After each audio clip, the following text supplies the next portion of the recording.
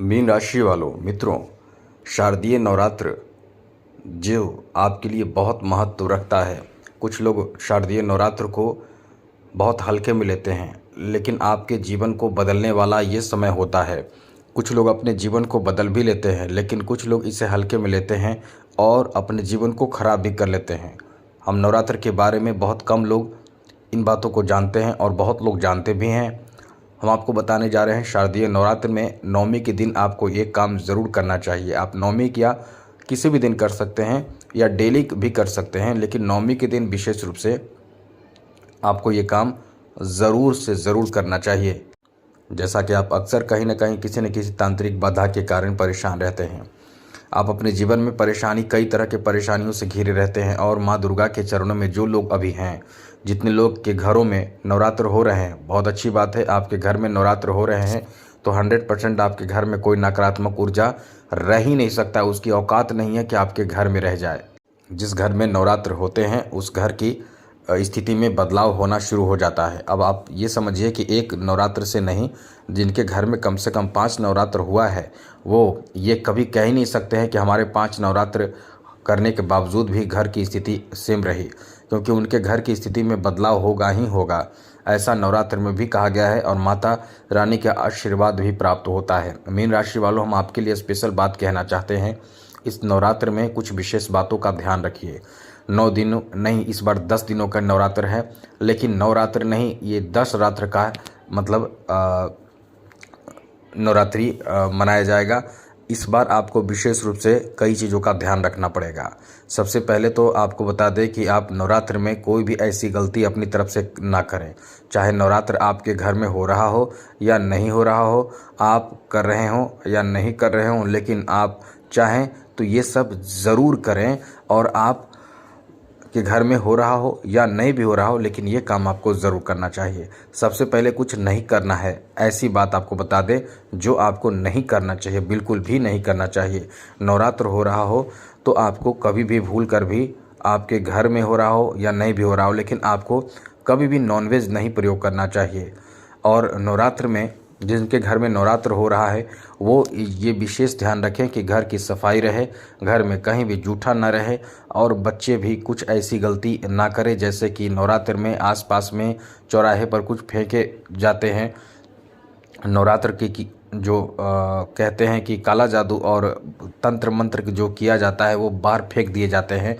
वो बिल्कुल भी आपको अपने बच्चों को छूने से मना करें। हम कई बार बोल चुके हैं, फिर भी दोहरा देते हैं। छूने से मना करें, लेने से मना करें। कभी कभी आपको ऐसे लोग जिसे आप बहुत अपना समझते हैं, लेकिन उनके बारे में आप जानते नहीं हैं, वही लोग तांत्रिक क्रिया करवा के लाते हैं या करते हैं, खुद भी करते हैं, या कुछ भी ऐसी जो आपको जानकारी ना हो लेकिन वो गलत आपके बारे में सोचते हैं। उनसे या ये कह सकते हैं कि पूरे नवरात्र सावधान रहना है। किसी का दिया खाने से पहले सोच समझ लें, कहीं ऐसा ना हो कि आपके बच्चे किसी का दिया खा लें या कोई आसपास में कहीं कुछ ऐसी चीज़ गिरा हो उसे ले लें। पैसे भी 1 2 5 रुपए तक के गिरे रहते हैं और उन्हें फेंका जाता है, उसमें कुछ ऐसा करके तांत्रिक क्रिया करके, जिससे कि बच्चे उठाकर उससे कुछ यूज कर लें, जैसे कुछ खा लें, कुछ सामान खाने पीने का ले लें। अब इसी कारण से वो बच्चे आपके मतलब परेशान हो जाते हैं। यहाँ तक कि बड़े लोग भी ऐसी गलती कर देते हैं। तो आपको सतर्क रहना है और बच्चों को भी समझाना है। साथ ही साथ आपको रात्रि में, खास करके मैंने कई बार महिलाओं को भी बोला है, जो लड़कियां हैं, महिलाएं हैं, रात के समय बाल खुले बिल्कुल भी ना रखें। इत्र का प्रयोग रात में ना करें, शाम के समय से ही ये काम बंद कर दें।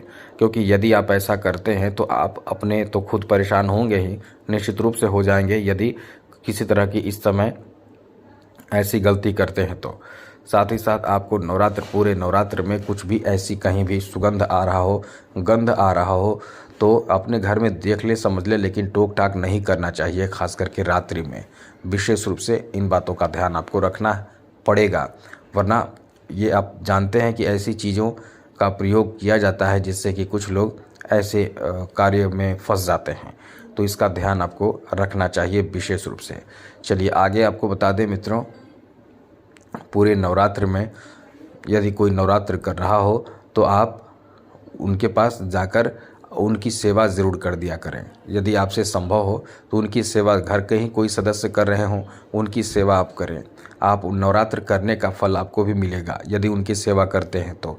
यदि आप खुद पढ़ते हैं तो या सुनते हैं कथा जो है नवरात्र का, दुर्गा सप्तशती की जो पाठ है वो सुनते हैं, पढ़ते हैं, बहुत अच्छा करेंगे यदि आप ऐसा करते हैं तो इन सब बातों का ध्यान रखिएगा। और आपको बता दें कि आपको लगता है कि आपके घर में कोई क्रिया किया गया है या इस तरह का चीज़ आपके घर में नेगेटिव ऊर्जा भरा पड़ा है, आपको ऐसा डर लगता है या नहीं भी लग रहा है, तो भी आप एक काम ज़रूर करें। आपको शाम के समय, यदि आपके घर में नवरात्र हो रहा हो या नहीं भी हो रहा हो, शाम के समय 2 लौंग लीजिए, 2 कपूर लीजिए, उसको जलाइए और आरती कीजिए। यदि आरती हो रहा हो तो बहुत अच्छी बात है, बता दीजिए। आरती में 2 लौंग का प्रयोग ज़रूर करें। यदि नहीं हो रहा हो तो आप अपने घर में ये काम करें, आरती कीजिए और आरती करके, नहीं भी आरती करेंगे तो इसे जलाकर पूजा रूम में जाकर अपने देवी देवताओं को दिखाइए। दिखाने के बाद पूरे घर में इसके जो सुगंध है जो वो पूरे घर में फैलाइए, या बाथरूम को छोड़कर पूरे घर में दिखाइए और बाहर तक दिखाइए। इससे होगा क्या कि आपके घर के निगेटिव ऊर्जा इसके धुएं से एकदम से भाग जाते हैं। और ये काम आप वीडियो देख रहे हैं उसके बाद से ही करना शुरू कर दें। अब आप ये सोचिए कि अगले दिन से ही शुरू करना है, शाम के समय ये काम आपको करना ज़रूर चाहिए पूरे नवरात्र। साथ ही साथ पूरे नवरात्र में यदि किसी मंत्र को जप आप करते हैं तो उसका पूर्ण फल मिलता है और ज़्यादा फल मिलता है, जैसे एक मंत्र का कई गुना ज़्यादा फल मिलता है। इसलिए नवरात्र में यदि आप माँ दुर्गा के 108 नाम बोलते हैं और साथ साथ सिद्धि कुंज का भी पढ़ लेते हैं तो भी आपका नवरात्र करने का फल प्राप्त होता है। ये भी आप कर सकते हैं। नवरात्र करने का फल क्या है? फल यही है कि आपकी मनोकामना पूर्ण होते हैं। आप पर जो तांत्रिक क्रियाएं की जाती है वो असर नहीं करते हैं। आपके जो कठिनाई जीवन में होते हैं किसी चीज़ को लेकर, जैसे कोई तांत्रिक क्रिया कर दी जाती है तो आपके पास पैसे नहीं आते हैं, आपके पास इनकम ख़त्म हो जाते हैं, बहुत तरह की परेशानी आपके जीवन में आ जाते हैं। और यदि तांत्रिक क्रिया हट जाता है तो ये काम करेंगे तो निश्चित रूप से आपके ऊपर के तांत्रिक क्रिया हट जाएंगे। और खुद को सुरक्षित कर लीजिए, कवच पढ़िए। कुछ नहीं कर सकते हैं तो केवल कवच भी पढ़ सकते हैं पूरे नवरात्र। ये सब करके देखिए, आपके जीवन में आने वाले, केवल नवरात्र में ही करना है। यदि आप चाहते हैं डेली करना तो डेली कवच कीजिए। किसी की औकात नहीं जो आपके ऊपर तांत्रिक क्रिया कर दे और आपको असर पड़ जाए। कि नौमी के दिन ही नहीं, ये आपको डेली करना है। हम ये नौमी इसलिए लिखे कि अंत तक आप कम से कम ये वीडियो देखकर नौमी के दिन भी आप ये काम कर लें कम से कम, तो आपको बहुत फ़ायदा मिलेगा। माँ दुर्गा को एक चुनरी जरूर चढ़ाइएगा। एक चुनरी के साथ साथ बतासा जो होता है बहुत प्रिय होता है माँ दुर्गा को, और ये चढ़ाने से आपके पास मतलब आपके आर्थिक स्थिति भी अच्छे होते हैं, तो माँ दुर्गा प्रसन्न भी होती हैं। यदि संभव हो तो 1 रुपये के सिक्के, 5 रुपये के सिक्के, जो भी आपके पास हो, वो लाल पुष्प, जो अड़हुल का पुष्प होता है, वो पुष्प, एक नारियल लें और बतासे ले लें और एक चुनरी लें। ये सब लेकर माता रानी के दरबार में, मंदिर में किसी ब्राह्मण को जाकर चढ़ाने के लिए बोल दें या खुद जाकर पूजा करें। लेकिन आप बिना पूजा के ना रहें। पुरुष हों या महिला हों, बूढ़े हों, बुजुर्ग हों, सभी को अपनी श्रद्धा दिखानी चाहिए, क्योंकि इस बार माता का आगमन हाथी पर हुआ है। और हाथी पर जब भी माता का आगमन होता है तो वो माँ अपने बच्चों के जीवन में बहुत ज़्यादा उपहार और सुख समृद्धि, खुशहाली, प्रसन्नता ये देती हैं, जिससे बच्चों के जीवन में आ रहे कठिनाई दूर होती है। तो इस समय खुशहाली, सुख समृद्धि, प्रसन्नता और अपार शौर्य सम्मान के लिए, सुखी जीवन के लिए माता के लिए ये काम ज़रूर कीजिएगा। तो आज के लिए इतना ही। जय माता दी। राधे कृष्णा। ओम नमः शिवाय।